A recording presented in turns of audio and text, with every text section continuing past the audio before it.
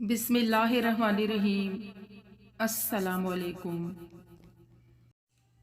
جب نماز کے لیے اذان دی جاتی ہے تو شیطان پیٹھ پھیر کر گوز مارتا ہوا بھاگتا ہے تاکہ اذان کی آواز نہ سن سکے۔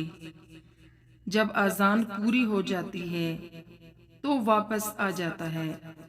پھر جب نماز کے لیے اقامت کہی جاتی ہے تو دوبارہ پیٹھ دے کر بھاگ نکلتا ہے، اور جب اقامت ختم ہو جاتی ہے تو پھر سامنے آ جاتا ہے تاکہ نمازی اور اس کے دل میں وسوسہ ڈالے، اور کہتا ہے یہ بات یاد کرو، وہ بات یاد کرو، یعنی وہ باتیں جو نمازی بھول گیا تھا، حتیٰ کہ نمازی بھول جاتا ہے کہ اس نے کس قدر نماز پڑھی ہے۔